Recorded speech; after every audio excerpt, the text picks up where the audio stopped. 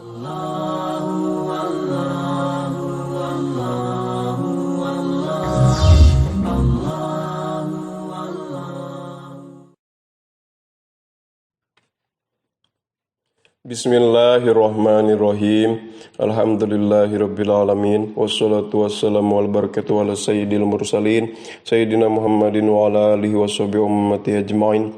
Allahumma anfa'na bima 'allamtana wa 'allimna ma yanfa'una wa zidna ilma. Qala al-musannifu rahimahullahu ta'ala wa nafa'na bihi wa bi ulumi. Kitabut Thaharah. Kitabut Thaharati ari ieu eta kitab Thaharah.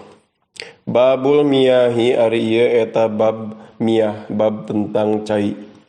An Abi Hurairah katampi ti Abu Hurairah radhiyallahu an naon qala lafad qala.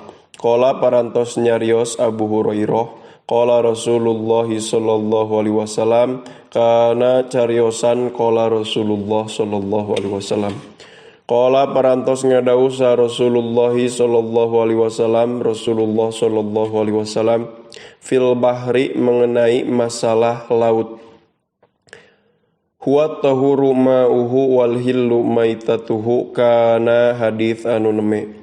Huwa ari itu al bahri lautan at-tahuru eta anu suci naon ma'uhu caina itu bahar.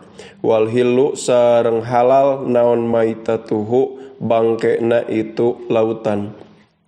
Ahroja parantos ngaluarkeun hu kana itu hadis saha al arba'atu imam anu opat nyatana Abu Daud, Ibnu Majah, Tirmidzi sareng Imam An-Nasai. Wa ibnu Abi Saibata sareng Ibnu Abi Saibah walafdu sareng ari lafadna lahu eta tetep pikeun itu Ibnu Abi Saibah. Wa ibnu Huzaimah sareng Ibnu Huzaimah wa Tirmidzi sareng Imam At-Tirmidzi wa rawa sareng parantos ngariwayatkeun hu kana itu hadis saha Malikun Imam Malik bin Anas wa Syafi'i sareng Imam Muhammad bin Idris Asy-Syafi'i wa Ahmadu sareng Imam Ahmad bin Hambal. Hadis nomor kedua.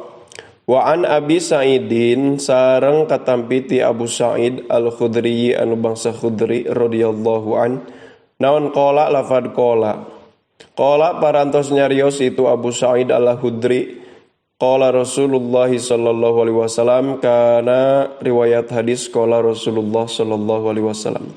Qala parantos ngadawuh sa Rasulullah sallallahu alaihi wasallam Rasulullah sallallahu alaihi wasallam innal ma'a tahurun la yunajjisuhu syai' kana hadits anu neme. Innal ma'a sayaktosna cai tahurun eta anu suci la yunajjisu anu teu nganajisan hu kana itu ma naon sayun hiji perkara. Akhraja parantos ngaluarkeun hukana itu hadis saha atsalatsatu imam anu tilu wa sahaha sareng parantos nyohehkeun hukana itu hadis saha Ahmadu Imam Ahmad. Hadis nomor katilu. Wa an Abi Umamah sareng katampi ti Abu Umamah Al-Bahili anu bangsa Bahil radhiyallahu an naon qala lafad qala. Qala parantos nyarios itu Abu Umamah qala Rasulullah sallallahu alaihi wasallam kana riwayat hadis anu me. Qala parantos ngadawuh sa Rasulullah sallallahu alaihi wasallam Rasulullah sallallahu alaihi wasallam innal ma'a la yunajjisuhu syai'un illa ma ghalaba ala rihihi aw ta'mihi aw launihi kana hadis anu me. Innal ma'a sayaktosna cai la yunajjisu eta teu nganajisan hu kana itu ma naon syai'un hiji perkara. Artina perkara teh ieu teh najis. Ilama angin kusabab perkara golaba ngalindih itu ma ala rihihi kana ambeuna itu cai au ta'mihi atanapi kana rasana itu cai au launihi atanapi kana warnana itu cai. Jadi itu ngabahas tentang cai anu dua kulah lamun di madhab Syafi'i. Akhraja parantos ngaluarkeun hu kana itu hadis sa Ibnu Majah wa du'afa sareng parantos ngadoifkeun hukana itu hadis saha Abu Hatim walil Baihaqi sareng eta tetep milik Imam Al-Baihaqi, al-ma'u tahurun illa intagoyyaro rihuhu au ta'muhu au launuhu binajasatin tahdutsu fihi. Ari lafad hadis anu neme, al-ma'u ari cai tahurun eta anu suci illa intagoyaro angin upami barobah naon rihuhu ambeuna itu cai au ta'muhu atanapi rasana itu cai au launuhu atanapi warnana itu cai binajasatin ku sabab najis tahdutsu anu anyar datang itu najis fihi kana jero eta cai. Hadis nomor keempat. Wa an Abi Abdullah bin Umar sareng katampiti Abdullah bin Umar radhiyallahu taala anhuma. Naon qala lafad qala parantos nyarios itu Abdullah bin Umar qala Rasulullah sallallahu alaihi wasallam kana riwayat hadis anu neme. Qala parantos ngadawuh sa Rasulullah sallallahu alaihi wasallam Rasulullah sallallahu alaihi wasallam idza kana al-ma'u qullataini lam yahmilil khabtha. Kana hadis anu neme. Idza kana di mana-mana kabuktosan naon al-ma'u cai kullataini eta dua kulah lam yahmil maka teu mawa itu ma al-khobatha kana kageuleuhan hartina khobath di dieu mah najis. Jadi lamun cai dua kulah maka eta si cai teh teu jadi najis kusabab katibaan ku najis. Wa fi lafdi lam yanjus sareng eta tetep dina lafad lam yanjus akhroja parantos ngaluarkeun hukana itu hadis saha al arba'atu imam anu opat. Wa fi lafdi lam yanjus sareng diriwayatkeun dina hiji riwayat mah lafadna teh lam yanjus lain lam yahmil kitu maksudna teh. Akhroja parantos ngaluarkeun hukana itu hadis saha al arba'atu imam anu opat nyatana Abu Daud, Ibnu Majah, Tirmidzi sareng An-Nasai. Wa saha sareng parantos nyohehkeun hukana itu hadis saha Ibnu Huzaimah wal Hakimu sareng Imam Al-Hakim wa Ibnu Hibban sareng Ibnu Hibban. Hadis nomor kelima. Wa an Abi Hurairah sareng katampi ti Abu Hurairah radhiyallahu an naon qala lafad qala parantos nyarios Abu Hurairah qala Rasulullah sallallahu alaihi wasallam kana riwayat hadis anu neme. Qala parantos ngadawuh sa Rasulullah sallallahu alaihi wasallam Rasulullah sallallahu alaihi wasallam la yagtasil ahadukum fil ma'id daimi wa huwa junub kana hadis anu neme. La yagtasil ulah mandi ulah bebersih saha ahadukum salah saurang ti aranjeun fil ma'i dina cai ada imi anu cicing wahwa bari ari itu ahadukum junubun eta anu kerkayaan junub. Ahroja parantos ngaluarkeun hukana itu hadis sa Muslimun Imam Muslim. Walil Bukhari sareng eta tetep pikeun Imam Al-Bukhari la yabulanna ahadukum fil ma'ida imil ladzi la yadri tsumma gtasilu fihi ari lafad hadis anu neme. La yabulanna ulah kiih sanyana saha ahadukum salah sahiji ti aranjeun fil ma'i dina cai ada imi anu langgeng anu cicing aladi anu la yajri teu berjalan itu alma atawa itu aladi hartina cai na teh teu ngocor teu berjalan. Tsumma yagtasilu tuluy mandi itu ahadukum fihi dina itu cai. Wali muslimin sareng eta tetep pikeun Imam Muslim minhu ari lafad minhu. Jadi riwayat Imam Muslim lafad hadis teh kieu la yabulanna ahadukum fil ma'ida imil ladzi la yajri tsumma yagtasilu minhu. Wali Abi Dawud sareng eta tetep pikeun Abu Dawud wala yatasil fihi minal janabati ari lafad hadis anu neme wala yagtasil jeung ulah mandi itu ahadukum fihi dina itu ma minal janabati tina lantaran junub. Hadis nomor kagenep. Wa an rajulin sareng katampi ti seorang lalaki sohiba anu ngarencangan itu rajul annabiyya ka Kangjeng Nabi sallallahu alaihi wasallam. Hartosna ieu si rajul teh seorang sahabat Kangjeng Nabi, cuman teu diketahui namina, tetapi sok sanajan teu diketahui namina tetep hadisna teh tiasa ditampi sabab ari sahabat Kangjeng Nabi mah sadaya oge adil. Naon qala lafad qala parantos nyarios itu rajul Naha Rasulullah sallallahu alaihi wasallam kana riwayat hadits anu neme. Naha parantos ngalarang sa Rasulullah sallallahu alaihi wasallam sallallahu alaihi wasallam antag tasila kana yen mandi saha almar'atu seorang perempuan bifadlir rajuli kana cai urut seorang lelaki atau kana cai leuwih urut make itu lelaki. Jadi cai nate urut make seorang lelaki. Awir rajulu atawa seorang lelaki bifadlil mar'ati kana cai sesa itu si mar'ah. Sesa si istri. Wal yagtarifa jeung kudu nyiuk itu mar'ah jeung rajul jami'an barina anu sakabehna. Akhraja parantos ngaluarkeun hu kana itu hadis sa Abu Daud wa Nasa'i sareng Imam An-Nasa'i. Wa isnaduhu jeung ari sanadna itu hadis sahihun eta anu sahih. Hadis nomor ke-7. Wa an Ibni Abbasin sareng katampi ti Abdullah bin Abbas radhiyallahu taala anhuma.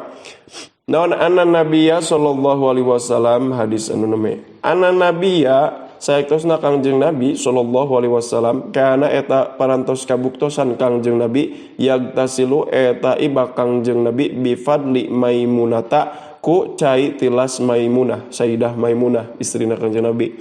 Ahroja parantos ngaluarkeun hukana itu hadis sa Muslimun Imam Muslim.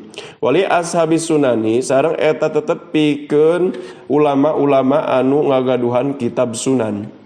Iktasala ba'du azwajin nabiyyi sallallahu alaihi wasallam ari lafad hadis anu neme. Iktasala parantos ibak saha ba'du azwajin nabiyyi sabagian pirang-pirang istri Kangjeng Nabi sallallahu alaihi wasallam fi jafnatin di hiji ari jafnah teh wadah gede anu bentukna teh jiga mangkok tetapi ageng.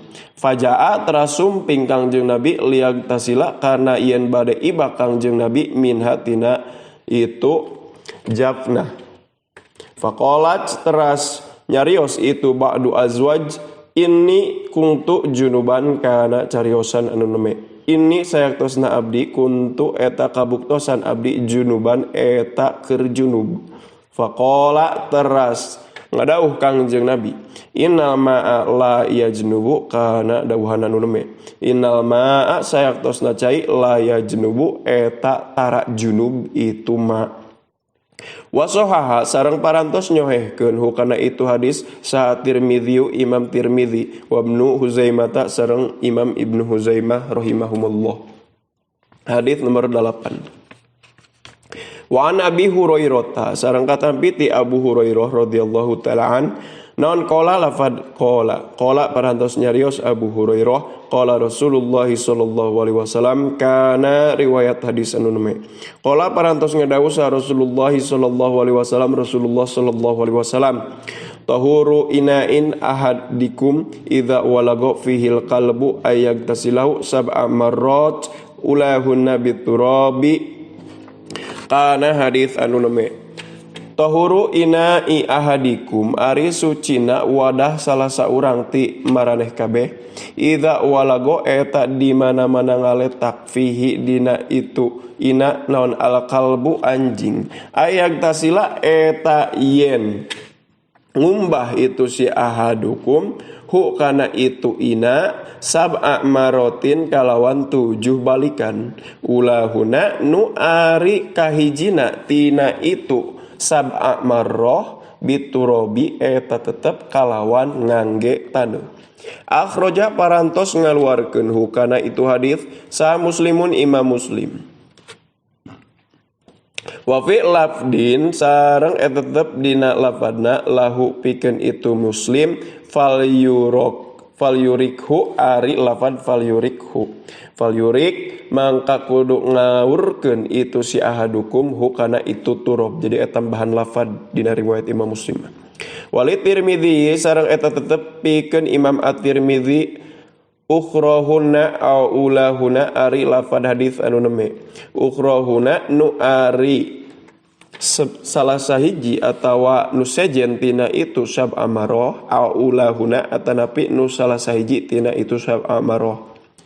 Hadis nomor 8. Wa an Abi Qatadah sareng katampi ti Abi Qatadah radhiyallahu an naon anna Rasulullah sallallahu alaihi wasallam sayaktosna Rasulullah sallallahu alaihi wasallam qala eta parantos ngadauh Rasulullah sallallahu alaihi wasallam fil hirrati dina masalah ucing innaha laisat binajasin kana hadits anu neme innaha sayaktosna itu hirroh laisat eta sanes itu hirroh binajasatin eta anu najis inna mahia pastina wungkul ari itu hirroh minat tawafina eta tetep ti sebahagian pirang-pirang hewan nusok ngurilingan alaikum ka aranjeun hartos sok ngurilingan teh kieu ucing teh sebagai salah sahiji hewan anu sok berbaur jeung manusia artina sok dikukut ku manusia anu teu nyebabekeun eta non anu teu nyebabekeun berbaurna jeung manusia teh jadi najis maka si ucing mah dihukuman suci teu najis.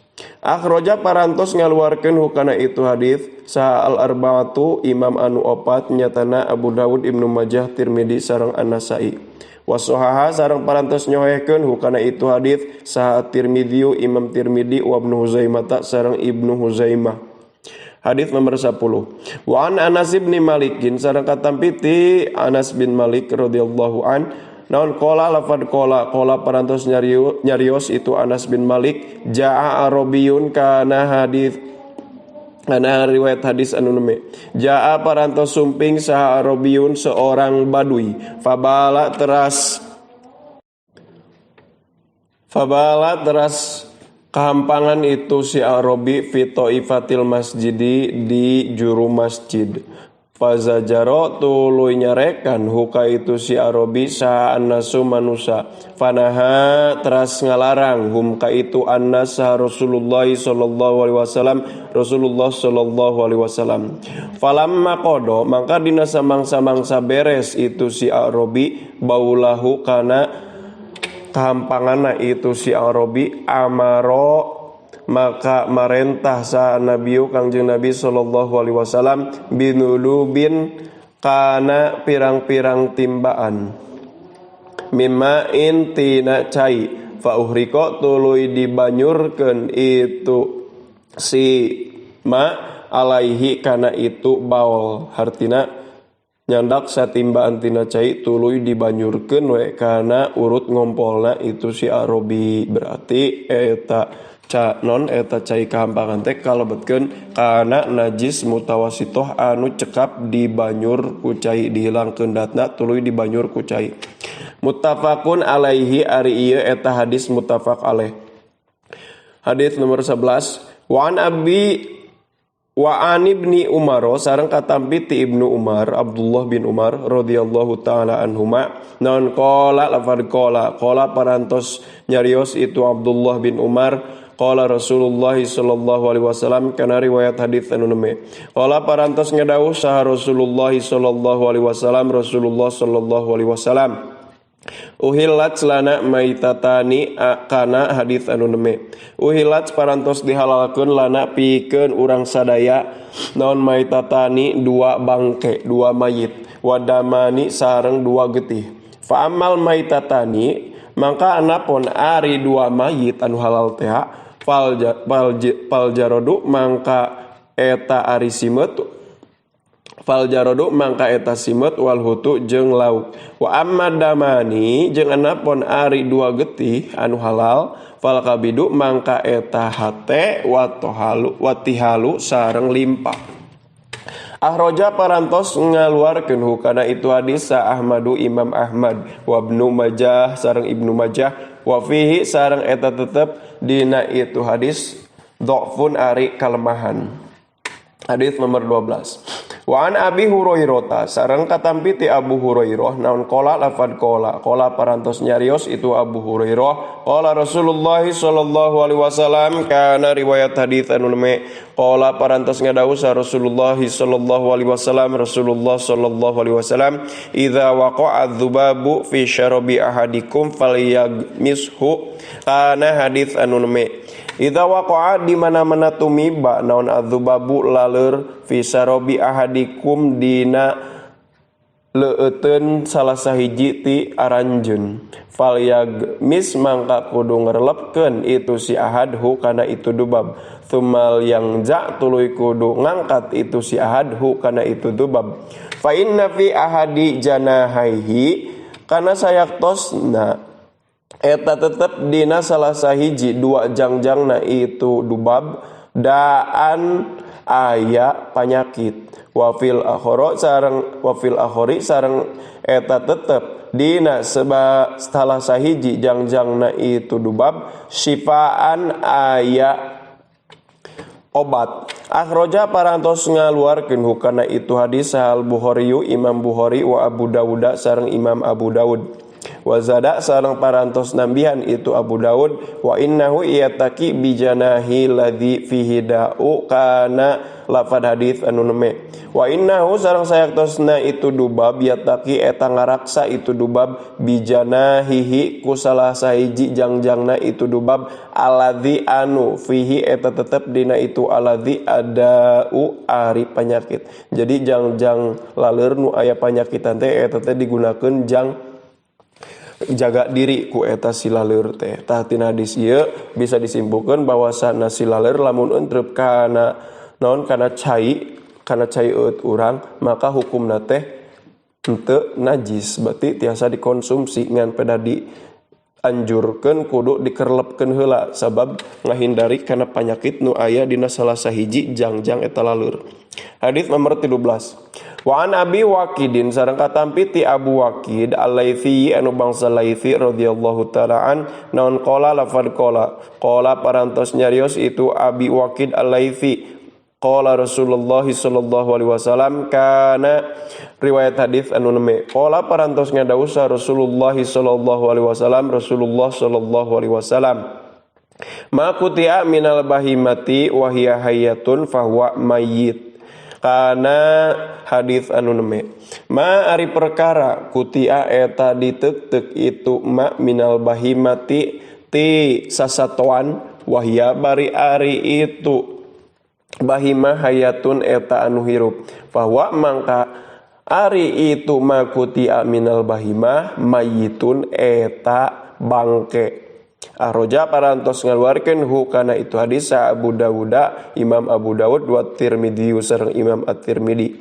wa hasana sareng parantos ngahasankeun hukana itu hadis wa hasana sareng parantos ngahasankeun itu Imam Tirmidzi hukana itu hadis wa lafdu sareng ari lapadna lahu eta tetep pikeun itu At-Tirmidzi. Jadi tina hadis ieu nomor 13 bahwasana perkara nu diteuk-teuk tina sato anu hirup maka hukumna teh mayit sehingga teu halal alias haram jang dikonsumsi. Contoh aya hayam hirup diteuk-teuk we ku urang jangjangna tah eta jangjang nu diteuk-teuk tina hayam hirup teh haram dikonsumsi sabab hukumna mayit.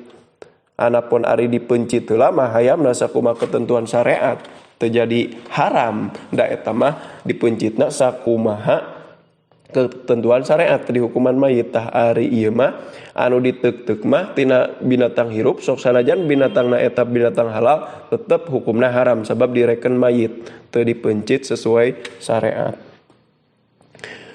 Babul aniyati an Hudzaifah bin Yaman qala Rasulullah sallallahu alaihi wasallam la tashrabu fi aniyati dzahabi wal fiddati wala taqulu fi sihafihima wallahu a'lam bissawab. Subhanakallahumma wa bihamdika asyhadu an la ilaha illa anta astaghfiruka wa atubu ilaik. Sallallahu ala sayyidina Muhammad wa ala alihi wa sahbihi wa baraka wa sallam.